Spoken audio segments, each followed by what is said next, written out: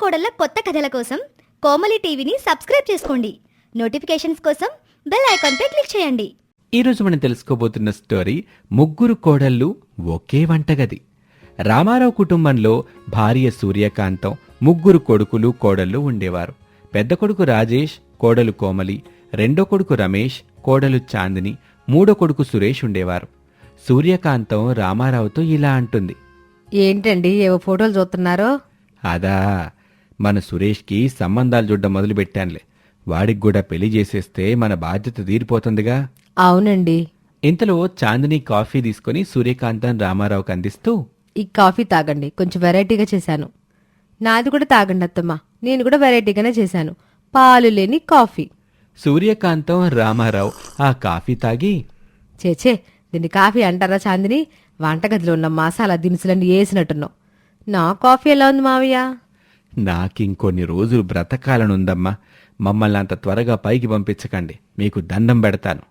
సూర్యకాంతం రామారావు మాటలు విన్న కోమలి చాందిని విననట్టుగా ఏమీ పట్టించుకోకుండా వంటగదిలోకి వెళ్ళిపోతారు. ఇంతలో అక్కడికొచ్చిన సురేష్, అరే సురేషు, వచ్చావా? ఇదిగో ఈ ఫోటోలు చూడు, నీకు నచ్చితేనే పెళ్ళి. మిమ్మల్ని అంత కష్టపెట్టాలనుకోవటం లేదు నాన్న. నేను ఇంతకు ముందే ఒక అమ్మాయిని ప్రేమించాను. మీరు ఒప్పుకుంటే ఆ అమ్మాయినే పెళ్లి చేసుకుంటాను. ప్రేమ పెళ్ళేంట్రా? మన కుటుంబాలు అట్లాంటివి ఏమి లేవుగా. పైగా ప్రేమ అంటే వాళ్ళు అట్లాంటి వాళ్ళు ఏంటో తెలియదు కదా మనకి. నువ్వేం భయపడకమ్మా. తను నాతో చదువుకున్న నా క్లాస్మేట్, చాలా మంచి అమ్మాయి. కానీ పనులేవీ రావు. వచ్చాక మన వదినల్ని చూసి నేర్చుకుంటుందిలే అమ్మా. బాగా చెప్పావు సురేష్. నాకన్నా వంట ఎవరు బాగా చేయరు. తనొచ్చాక నేనే వంట నేర్పిస్తానులే. చెప్పొచ్చావులే, నీ వంట నువ్వే తినాలి గాని ఇంకెవరూ తినలేరు. పైగా నేర్పిస్తుందంట. నువ్వాగు సురేష్, కాఫీ తీసుకొస్తాను. నాకొద్దు బాబాయ్, నాకు పనుంది, నేను వెళ్ళిపోతాను అని సురేష్ అక్కడి నుంచి వెళ్ళిపోయాక సూర్యకాంతం రామారావు ఇద్దరూ నవ్వుకున్నారు. కొన్ని రోజుల తర్వాత అందరూ అనుకున్నట్టుగానే సురేష్ తను అనుకున్న అమ్మాయిని పెళ్లి చేసుకున్నాడు. తన పేరు రేవతి. అమ్మాయి రేవతి, నీకు వంటొచ్చా? వచ్చత్తమ్మా. ఇంకేమి, ముగ్గురు కలిసి వంట చేసుకోండి. కలిసి చేసుకుంటే శ్రమ ఉండదుగా. కానీ అత్తమ్మ, నాదొక కండిషన్. కండిషనా? ఏంటది?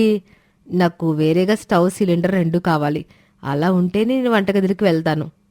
ఈ మాట ఎప్పటి నుండో అడుగుదామని అనుకుంటున్నాను. నాకు కూడా అలాగే కావాలి. ఈ కోమలి యొక్క వంట తిని తిని నోటికి రుచి చచ్చిపోయింది.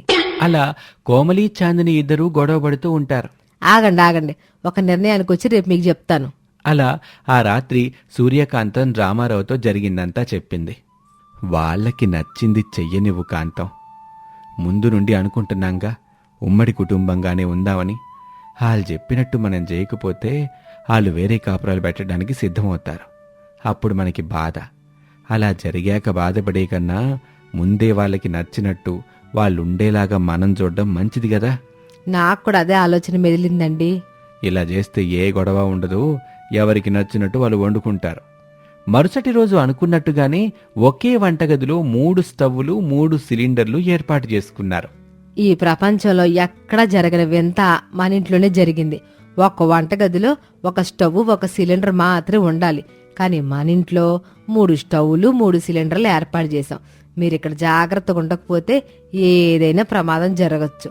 అట్ట ఏవైనా జరిగితే పోయేది మనం ఒక్కరమే కాదమ్మా, చుట్టుపక్కల ప్రాంతాల జనాభా కూడా. వాళ్ళని దృష్టిలో ఉంచుకునైనా మనసు పెట్టి వంటలు చేసుకోండి. సూర్యకాంతం మాటలు విన్న కోమలి, చాందిని, రేవతి సరే అని తల ఊపుతారు. ఒకరోజు సూర్యకాంతం అన్నయ్య రాంబాబు సూర్యకాంతం ఇంటికి వచ్చాడు. ఏంటన్నయ్య చెప్పబెట్టకుండా వచ్చేసావు? చాలా రోజులైందన్నయ్య నిన్ను చూసి. అందుకే వచ్చానమ్మా. ఎక్కడ నీ కోడళ్ళు కనిపించరే? మీకోసం కాఫీ పెట్టుకుని వచ్చాను, తీసుకోండి. ఆగన్నయ్య. ఏమైంది కాంతం? మీరు తాగండి బాబాయ్. అత్తమ్మ, మీరు భయపడకండి, నేను కాఫీ పెట్టడం నేర్చుకున్నానులేండి. కాఫీ సూపర్గా ఉందమ్మా. నా కాఫీ కూడా తాగాలి బాబాయ్. రాంబాబు సరే అని మొహమాటంగా తీసుకున్నాడు. ఇంతలో రేవతి కూడా కాఫీ తీసుకొచ్చింది. అప్పుడు రాంబాబు తన మనసులో, మీ ప్రేమలు తగలయ్యా, ఇలా కూడా రాకాసి ప్రేమ చూపిస్తారా? ఈ కాఫీల్లోనే నా కడుపు నింపేసేట్టున్నారు వీళ్ళు. ఆ కాఫీ మీ అత్తమ్మకివ్వమ్మా, నాకాకలిగా ఉంది. త్వరగా వంట చేయండి చాలు. 15 గంటలోనే వంట రెడీ చేసేస్తామని చెప్పి ముగ్గురు కోడళ్ళు వంటగదిలోకి వెళ్ళిపోయారు. కోమలి పులిహోర, చాందిని సాంబార్, రేవతి పరమాన్నం తయారు చేశారు. వంటగదిలో ఉన్న డబ్బాలు మారిపోవటం వల్ల కోమలి తన పులిహారలో ఉప్పు బదులు పంచదార వేసింది. రేవతి పరమాన్నంలో పంచదార బదులు ఉప్పేసింది. చాందిని సాంబార్ కలర్ రావాలని చెప్పి గ్లూకోజ్ పొడి వేసింది. వంటలు అదిరిపోయినట్టున్నాయి. మంచి వాసన వస్తుంది. తినే ముందెందుకు అంత తొందర? తిన్నాక తెలుస్తుందిలే. అత్తమ్మ చెప్పింది నిజమే. ముందు నేను చేసిన పులిహోర వేసుకోండి. ముందు నా సాంబార్ వేసుకోవాలి. లేదు, నేను చేసిన పరమాన్నం మాత్రమే తినాలి. ఆగండమ్మా, నేనే వడ్డించుకుంటాను, మీరందరూ ఆగండి అంటూ రాంబాబు పులిహోర, సాంబారు, పరమాన్నం మూడింటిని ప్లేట్లో వడ్డించుకున్నాడు. అది తిన్న రాంబాబు ఏమీ మాట్లాడకుండా, ఏమీ చెప్పకుండా అలాగే సైలెంట్గా ఉండిపోయాడు. ఏమైందన్నయ్య? నా ఈ జీవితంలో ఇట్టాంటి ఆహారం తీసుకుంటానని అనుకోలేదు. ఏంటో నా తల రాత ఈరోజు ఇట్టా ఏడ్చింది. మీ ప్రేమ ఎక్కువై నా కడుపు నిండిపోయింది. ఇదేం చూసావు? ఇంకో 2 రోజులు ఇక్కడే ఉంటే నీకు జీవితం మీద పూర్తిగా విరక్తి వచ్చేసుద్ది. సన్యాసం తీసుకుంటావేమో. మీరాగండి, అంతా ఎటకారమే. నన్ను క్షమించన్నయ్య. ఒకరిని పొడితే ఇంకొకరు తట్టుకోలేరు. ఒకవేళ తిడితే ఏదో ప్రమాదం జరిగినట్టు నా హంగామా చేసేస్తారు. ఇంకేం చేస్తాం, సర్దుకుపోవడమే నా గతి. ఆయన మెల్లమెల్లగా వాళ్ళే నేర్చుకుంటారులే. ఇక మరుసటి రోజు కోమలి, మావయ్య, అత్తమ్మా, బాబాయ్ త్వరగా రండి, టిఫిన్ చెదురు గాని. ఈరోజు వేడివేడిగా ఇడ్లీలు తయారు చేశాను. నేను కూడా ఇడ్లీలే చేశాను కోమలి అక్క. మీ అంత చెత్తగా అయితే కాదులే. మీకన్నా వెరైటీగా నేనే ఇడ్లీలు చేశాను. అటుగా వస్తున్న రాంబాబు సూర్యకాంతంతో, వీళ్ళ ప్రయోగాలు చేయడమేంటో మన మీద నాకు అర్థం కావడం లేదు చెల్లమ్మా. వీళ్ళ చేష్టలు చూస్తుంటే నేను గతం మర్చిపోయేట్టున్నాను. నాకెందుకు భయంగా ఉంది వాళ్ళు చేసిన ఇడ్లీలు తినాలంటే. ఏం కాదులే అన్నయ్య, పద. ఏంటి ఈ ఇడ్లీ ఎంత గట్టిగుంది? ఎవరికీ తెలియని సీక్రెట్తో ఆ ఇడ్లీ చేశాను. దేంతో చేసావమ్మా? ఇడ్లీ మెత్తగా ఉంది, దానికి గట్టితనం ఇద్దామని కొంచెం ఫెవికల్ యాడ్ చేశాను బాబాయ్. ఓసి మీ దొంపలు దగ్గ, ఇదేదో ఇల్లు కట్టే పని అనుకున్నావా ఏంటి? ఇంకా నయం సిమెంట్ ఇది చేయలేదు. అమ్మా చాందిని, నువ్వేం చేసావు? దాన్ని కూడా నేను ఆస్వాదించాలిగా. చాందిని వేసిన ఇడ్లీ తిన్న రాంబాబు, నువ్వు పెట్టిన ఇడ్లీ ఏంటమ్మా మెత్తగా ఉంది? ఇడ్లీ మెత్తగా రావాలని చెప్పి టూత్పేస్ట్ వేస్తాను. అమ్మా రేవతి, నువ్వేం పాపం చేసావు? నువ్వు కూడా ఇడ్లీ వేయమ్మా ప్లేట్లో. రాంబాబు రేవతి చేసిన ఇడ్లీ తిని, కాంతం, మీ ఇంట్లో నేను ఒక్క క్షణం కూడా ఉండను. బతుకుంటే నూకలు తినైనా బతకొచ్చు, కానీ మీ ఇంట్లో మాత్రం బతకలేనని నాకు అర్థమైపోయింది. నీకెప్పుడు నన్ను చూడాలనిపించినా మా ఇంటికి మాత్రమేరా, నేను మాత్రం ఈ జన్మలో మీ ఇంటికి రాను అంటూ రాంబాబు తన ఇంటికి వెళ్ళిపోయాడు. ఈ విధంగా కొత్త కోడళ్ళు ముగ్గురు సూర్యకాంతం ఇంటికి ఎవరొచ్చినా సరే పోటీ పడి మరి వంటలు చేస్తూ ఆ ఇంట్లో ఉన్న వాళ్ళందరికీ నానా తంటాలు తీసుకొస్తున్నారు. ఎప్పటికి వీళ్ళు ముగ్గురు వంటలు నేర్చుకుంటారో మనము వేచి చూడాల్సిందే. ఇది ఇవాల్టి కథ. మరొక ఆసక్తికర కథలో మళ్ళీ కలుద్దాం. అంతవరకు సెలవు, నమస్తే. అనగనగా రామాపురం అనే ఒక చిన్న పల్లెటూరు ఉండేది. ఆ ఊళ్ళో రామారావు, సూర్యకాంతం దంపతులు తమ పిల్లలతో నివసిస్తూ ఉండేవారు. వారి పెద్ద కొడుకు మోహన్ ఫాస్ట్ ఫుడ్ సెంటర్ నడుపుతూ ఉండేవాడు. చిన్న కొడుకు రాజేష్ వ్యవసాయం చేస్తూ కూరగాయలు అమ్ముతూ ఉండేవాడు. ఒకనాడు, రే రాజేష్, ఫాస్ట్ ఫుడ్ సెంటర్తో ఎన్నో జీవుల్ని ఉరికినే చంపేస్తున్నావురా. నాకు ఈ పని అస్సలు నచ్చటం లేదు. మరేం చేస్తావన్నయ్యా, తప్పదు కదా. బ్రతుకుబండి లాగించటం కోసం ఒక్కొక్క వృత్తి ఒక్కొక్కలా ఉంటుంది. నన్నే చూడు, మొక్కలకి కూడా జీవం ఉంటుంది. మరి నా కూటి కోసం నేను వాటిని చంపి అమ్ముకోవటం లేదు. ఈ ప్రపంచంలో ఎవరైనా అంతే అన్నయ్య. ఆయన చిన్నప్పుడే బాగా చదువుకుని ఉండుంటే మనం కూడా ఏదో ఒక ఉద్యోగం చేసుకుంటూ ఉండేవాళ్ళం. వీళ్ళు ఇలా మాట్లాడుకుంటూ ఉంటారు. ఇంతలో ఇంటి బయట బట్టలారేస్తున్న సూర్యకాంతంతో వారి పక్కింటి శ్యామల ఇలా అంటుంది. ఏంటి సూర్యకాంతం, నీ పిల్లలకి ఇక పెళ్లిళ్ళు చేయవా? నీ పిల్లలు నా పిల్లలు ఒక తోటోళ్లే. నా పిల్లలకి పెళ్లిళ్ళు అయిపోయాయి, పిల్లలు కూడా పుట్టేశారు. నువ్వు మాత్రం ఇంకా దేని గురించో ఎదురు చూస్తున్నావు. అదిగా శ్యామల, నీకు తెలియదేంటి? నీ పిల్లలైతే ఉద్యోగస్తులు. వాళ్ళకి పిల్లలు ఇచ్చేందుకు ఏ తల్లిదండ్రులైనా ముందుకొస్తారు. మరి మా వాళ్ళ సంగతో చదివేటప్పుడే వ్యాపారం అంటూ చదువు మధ్యలోనే ఆపేశారు. ఇప్పుడు ఉద్యోగాలు లేవు, వ్యాపారం కూడా ఏదో అట సాగుతుంది. అందుకే ఆరి దగ్గర పెళ్లి మాట ఎత్తగానే కోపంతో గిరిచికి పడిపోతున్నారు. ఏదో ఆర్థికంగా స్థిరపడ్డాకే పెళ్లిళ్ళు చేసుకుంటారంట. వ్యాపారం అంటే గుర్తొచ్చింది. ఈ మధ్యన మన ఎదురింట్లో దిగిన రాజ్యం వాళ్ళ అమ్మాయి చాందిని లేదు, ఆమె కూడా ఒక ఫాస్ట్ ఫుడ్ సెంటర్ పెడదాం అనుకుంటుందంట. ఆమె వంటలవి బాగా చేస్తుందంట్లే, కానీ ఆర్థికంగా బలహీనంగా ఉన్నందున సొంతంగా సెంటర్ నడపలేకపోతున్నారు. అవునా, సరైన సమయానికి చెప్పావు శ్యామల. మా పెద్దాడి ఫాస్ట్ ఫుడ్ సెంటర్లో వంట చేసి ఆయనకి ఒంట్లో బాగాలేదంట. ఆయన ఇకపై రెస్ట్ తీసుకుంటాడంట. అందుకే మా పెద్దాడు కొత్త కుక్కుని ఎత్తుక్కుంటున్నాడు. ఉండు, వెంటనే ఈ సంగతి అర్థం చెప్పొత్తా.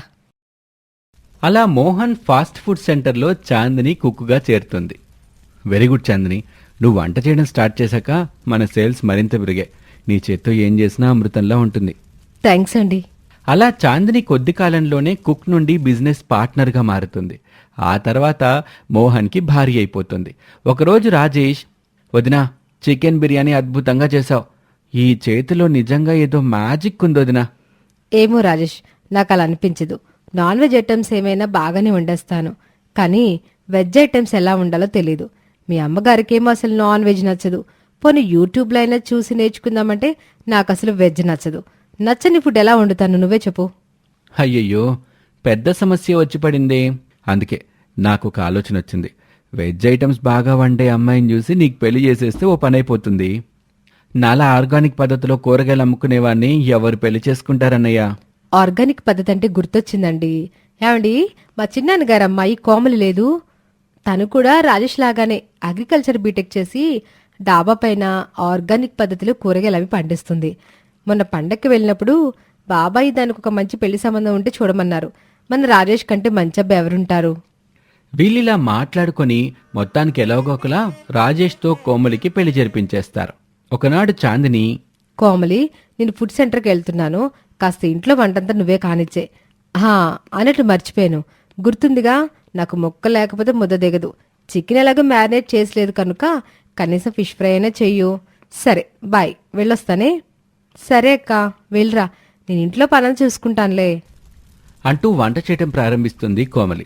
ఇంతలో వంటగదిలోకి సూర్యకాంతం వస్తుంది. ఏంటి కోళ్ళ, వంటగదిలో నీ వాసన వస్తుంది, పెద్ద కోళ్ళ లేదుగా. అదే అత్తమ్మ, అక్క ఫిష్ ఫ్రై చేయమని చెప్పెళ్ళింది, నేను కూర చేస్తున్నాను, అందుకే వాసన. ఏడ్చిందిలే, అది చెప్పడం ఏంటి, నువ్వు చేయడం ఏంటి? నాకు నీకు నచ్చేలా ఏ వెజ్ కూర వండు. చేపలు ఎప్పుడు ఏంటమ్మాయి? ముందు ఆ పెంట అంతా పక్కన పెట్టి గుత్తి వంకాయ కూర వండకూడదు, తిని చానేళ్ళయింది. సరే అత్తమ్మ, గుత్తి వంకాయ కూర చేస్తాను అంటూ గుత్తొంకాయ కూర చేస్తోంది. ప్రతిరోజు చాందిని ఒక నాన్ వెజ్ కూర వండమంటాం, తన తోటి కోడల చేత వండించటం. ఆ వెంటనే సూర్యకాంతం మరో వెజ్ కూర కోమలి చేత వండించటం. ఇలా ప్రతిరోజు రకరకాల కూరలు ఆ ఇంట్లో వండుతూ ఉంటారు. ఒకనాడు రామారావు తన ఇద్దరు కొడుకులతో ఇలా అంటాడు.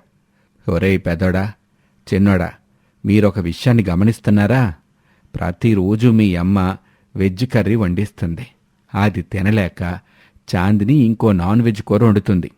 పోనీలే నాన్న, ఎవరికి ఏం నచ్చుతుంది వండుకొని, మనం అయితే హాయిగా 2 రకాల కూరలు తింటున్నాం కదా. ఒరేయ్ వెర్రివెదవా, సరిగ్గా అర్థం చేసుకోరా. మనకొచ్చే ఆదాయం ఎంత, మనం ఖర్చు పెట్టే ఖర్చు అంత. ఇప్పట్లా కాలం గడిచిపోతుంది కానీ రేపొద్దున్న మీకు పిల్లలు పుట్టియాలు పెద్దాలైతే మీరు పెట్టే ఖర్చుకి మీకొచ్చే ఆదాయం సరిపోతుందా? మరి ఈ పరిస్థితుల్లో ఏం చేయమంటారు నాన్నగారు? కాస్త పొదుపు చేయటం మొదలుపెట్టండి. మీ చిన్నప్పుడు మీ నానమ్మ అమ్మ కూడా ఇట్టాగే తగులు పడేవారు. అప్పుడు మా నాన్నగారు నాకు చెప్పిన చిట్కా నేను మీకు చెప్తున్నాను.